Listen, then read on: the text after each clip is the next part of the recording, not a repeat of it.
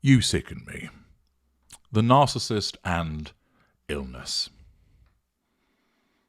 Hello, I'm H.G. Tudor, continuing to explain various facets of narcissism to you. I now turn to the question of illness. How does the narcissist view illness? How does the narcissist use illness? That of the narcissist and that of you. Many narcissists regard themselves as strong, powerful, and impervious to illness or injury. We are a bastion of invulnerability, a veritable shining example of radiant health and vitality. Our superiority means we stand head and shoulders above everything else, and the weakness that comes with ill health and infirmity is not something that would affect us, save when we decide that it must. This is when some of our kind, not all, will play the sickness card. There are 3 instances in the main when a narcissist may do this. The first is when the narcissist does actually suffer from some kind of illness or injury, and therefore, in effect, is utilizing the truth. It may just be a fractured eyelash, but to that particular narcissist, by God's teeth, they might have been blinded with a red-hot poker. The pain, oh, the pain, it is too great and intense. It racks the narcissist and has him or her twisted up in agony. Come on, empathic victim, do something. Help. Do something now. Soothe the fevered brow. Splint the broken limb. Bind the wounds of the narcissist.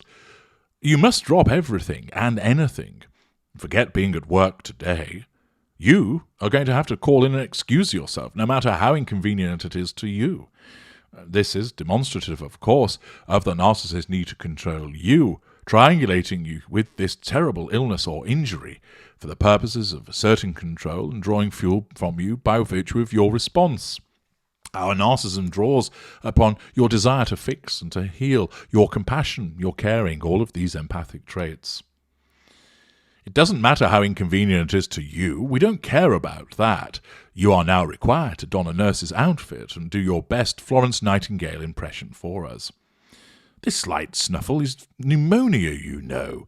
And to top it all, of course, it's your fault. You insisted on the window of the bedroom being left open, and now see what you have done. The narcissist may not last the week after your treacherous behaviour, consigning them to such exposure. You'd like that, wouldn't you, you ungrateful so-and-so, after everything that the narcissist has done for you? You did it on purpose. You wanted the narcissist to be ill so you could see them suffer. That is how nasty and selfish you are. Or at least, of course, how the narcissism portrays you to the narcissist. Accordingly, the narcissist will then declare, is it any wonder that he has been off with other women when this is how he is treated by somebody who is supposed to love him?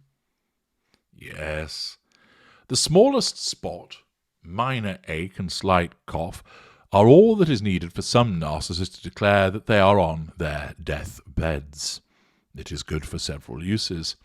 Of course, it can be used to avoid doing such things as household chores or attending an event that you wanted the narcissist to go to, thus nullifying that threat to control.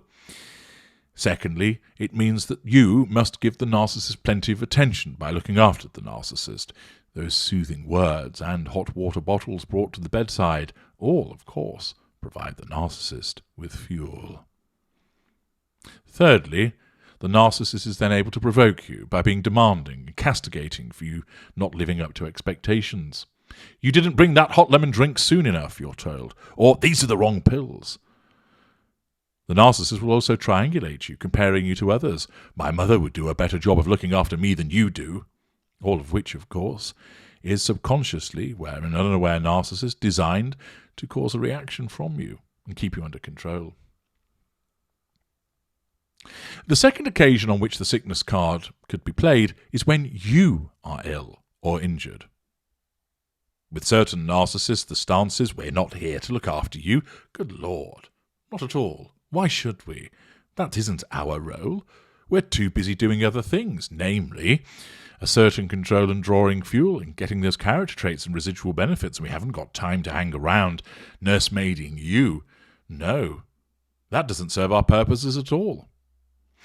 Not only, of course, are we devoid of the concept of caring about you, for we have no emotional empathy, and we do not feel sorry for you or compassionate for someone who is unwell. We don't regard it as a task that's worthy of someone as brilliant as us. With certain narcissists, particularly those of the upper nature, this is viewed as beneath us. If you moan enough so that we are ultimately compelled to call out a doctor, then certain narcissists, of course, will pronounce their own diagnosis in order to align ourselves with the brilliance of the medic, thus triangulating you with the medic, asserting control over the medic, utilizing character traits from that medic. What he or she concludes is an ailment to you is what we will declare is the case. Yes, declares the narcissist in triumph. I said to her that was wrong with her, but she won't listen to me, doctor. She insisted on getting you out. I'm sorry she's wasted your time. False contrition, belittlement of you, and the revision of history. We thus get to denigrate you and upset you, whilst showing off how clever we are, apparently, because we knew what was wrong with you, even though, of course, the narcissist does not. And the doctor then accords with us. We may as well steal a segment of the doctor's brilliance for our construct by way of character trait acquisition, whilst he or she is here, mightn't we? We'll then invite the doctor to examine our shoulder or leg, as we go to great lengths explaining how much pain we happen to be in. You're ill, we're more ill. You're injured, our injury is worse. Remember, not all narcissists will behave this way because the concept of illness and injury is beneath us. But especially mid-range narcissists utilize this often in order to keep the spotlight firmly on the narcissist and thus annoying you that your consultation with the medical professional has been hijacked. We will look to declare that we are far worse off than you.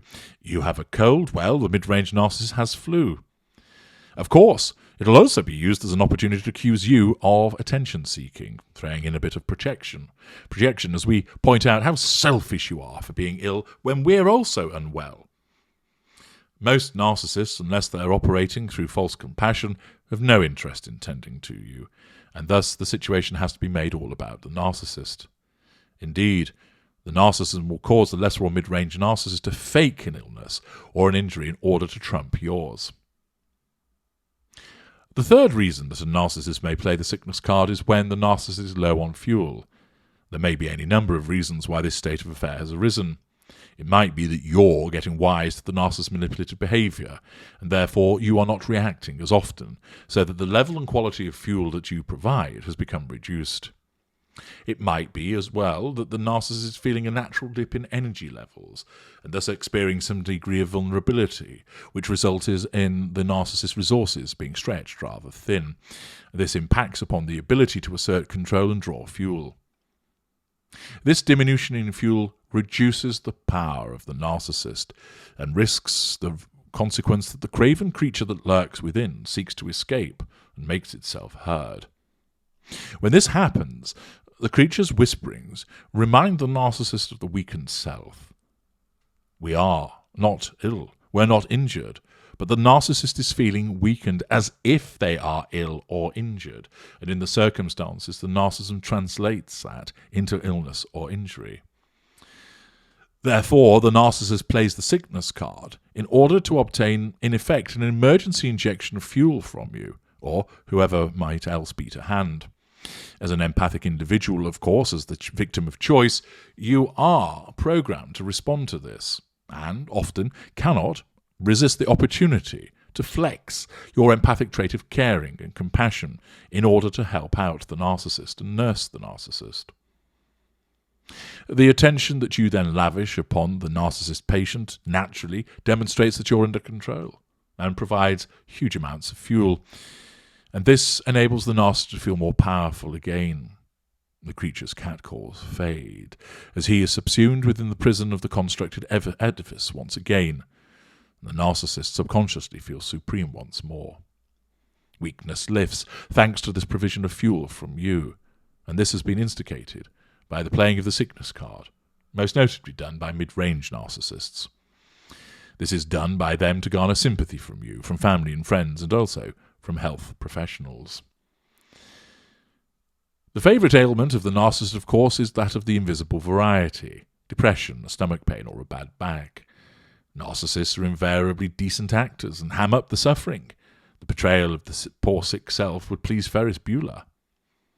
As with most things, it is just another fabrication designed to manipulate you and provide us with fuel. But you must never dare question the narcissist as to the legitimacy or veracity of the proclaimed injury or illness. Naturally, the narcissist will have researched the symptoms thoroughly, or remember them from the last time that this play acting was engaged in, and in effect, this Munchausen syndrome is most prevalent. In mentioning that, sickness and illness is also used with regard to somebody else by proxy, and I'd encourage you to watch my excellent video, Munchausen syndrome by proxy, to understand more about that and the involvement of narcissists in that particular behaviour. The narcissist regards you as duty-bound to help us rise from our sick bed. Otherwise, you become painted black and are seen as a bad person. And in such circumstances, you can expect a sustained or corrective devaluation. Indeed, you could find yourself being cut out of our will in the event that this terrible affliction sends the narcissist to his or her grim reaper. You will be sick to death of the illnesses and injuries of the narcissist, but as ever, you, in our world, are compelled and duty-bound to attend to them. I am H.G. Tudor. Thank you for listening.